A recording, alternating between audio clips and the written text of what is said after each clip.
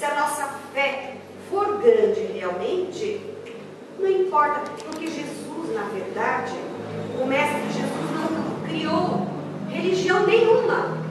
Jesus não veio para implantar nenhuma religião. Ele veio nos trazer um código de leis maravilhoso para nós seguirmos. Então, como nós dissemos no nosso tema de hoje, trabalhe e confia. Então nós precisamos nos conhecer. Precisamos saber o que nós precisamos mudar e procurar desde já desenvolver uma mentalidade positiva, otimista. Vamos melhorar, estamos melhorando. Não deixar tudo para o futuro, não. Amanhã vai ser melhor, daí amanhã eu chego e falo de novo, amanhã vai ser melhor, esse amanhã não chega nunca, né? Então, já está tudo melhorando. Deus vela por nós. Deus é nosso Pai, Criador. Ele não pune ninguém absolutamente. Não castiga ninguém. Nós, quando desencarnamos, quando deixamos o nosso corpo físico e partimos para o mundo espiritual, quando chegamos, somos recolhidos numa casa como essa, no nosso lar, por exemplo. Então lá a bondade é tão grande, o espírito de serviço e de fraternidade é tão grande, que nós nos envergonhamos e nos sentimos como uma ovelha negra no meio de toda aquela bondade. Então a gente se prepara, a gente estuda, a gente viaja, a gente participa de reuniões, de lições maravilhosas, de excursões, um aprendizado maravilhoso. Então a nossa alma se alimenta, se robustece e ela então se sente com todo o gás para renascer e vencer a si próprio, não é vencer os outros não. E chegando aqui, o ambiente é totalmente inverso. Aqui a maldade é muito grande, a disputa é muito grande, a ambição exagerada. Então nós muitas vezes nos deixamos levar pelos nossos equívocos passados e quando vê nós estamos fazendo a mesma coisa de novo. Tem um livro espírita que chama-se Medida... Ai meu Deus, como é que é o nome do livro? Eu já me recordo. Então, esse livro conta a história de um pai e de um filho que os dois eram ladrões. E tinha encarnação que eles nasciam como irmãos. Um era pai do outro, depois trocavam. E em todas as encarnações, eles nasciam ladrões. E continuaram ladrões. E eram ladrões. E depois da terceira ou quarta encarnação como ladrões, Medida Drástica é o nome do livro. Eles foram para a pátria espiritual, fizeram de novo todos os cursos de aprimoramento e foi decidido essa medida terrível mesmo para eles ambos nasceram sem os braços, para evitar que continuassem roubando.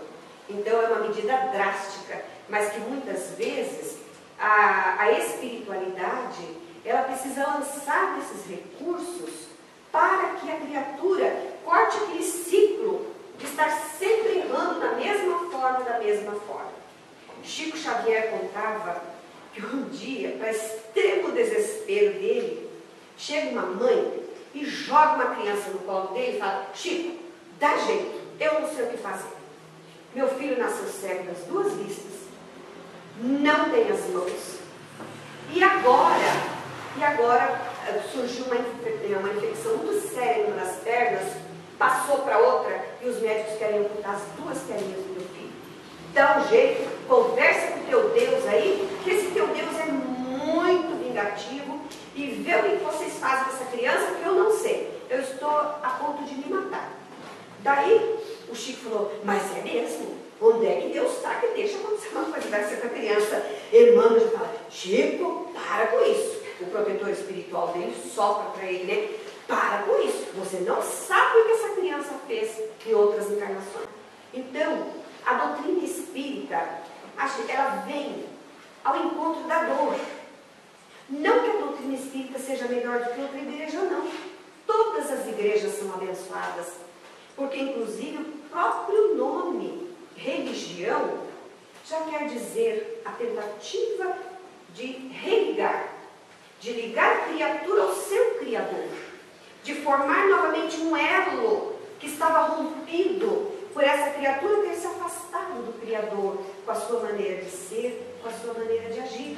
Então a palavra religião, ela vem do latim religare, tornar a ligar, ligar de novo um elo que estava rompido pela criatura, não pelo Criador. Então todas as religiões são abençoadas, porque todas elas querem levar a criatura ao Criador. O homem, o ser humano, a Deus que nos criou. Então, e como nós dizíamos, Jesus, pessoalmente, ele não criou religião nenhuma. Ele veio trazer aquele código de leis. Devem fazer isso. E Jesus é o maior psicólogo que já pisou a terra. Ele, olhando uma pessoa, ele não só via o problema atual, o que estava perturbando, o que estava ocasionando, como se fosse um filme ultra rápido do passado reencarnatório, de várias encarnações daquela pessoa. Ele já percebia o que é que estava ocasionando, o que é que aquela pessoa estava resgatando naquele momento através daquela dificuldade. No livro Mulheres Fascinantes, tem uma história maravilhosa de uma moça chamada Rebeca. É uma mocinha. Então, naquele tempo de Jesus, quem contraía lepra era obrigado a se separar da família e morar no Vale dos Imundos. Era um tipo de uma gruta, um vale mesmo, onde as pessoas que contraíam essa triste doença, eles eram levados para esse vale e lá eles permaneciam até a sua morte. E essa menina, Rebeca, ela está na cama. Então, e Jesus está passeando pela praia, contornando ali a orla marítima, ele está contornando com aquele grupo imenso de pessoas. De repente, arma-se uma tempestade imensa e Jesus muda completamente o itinerário. Ao invés dele ir pelo caminho tradicional, de repente ele vira e muda o seu roteiro. Bate numa casa. Por favor, eu estou aqui com tantas pessoas, podemos entrar para nos proteger da chuva e tal. Imediatamente o homem o atende. E Jesus dá uma escapadinha, enquanto a mulher e o homem estão preparando alguma coisa para eles comerem.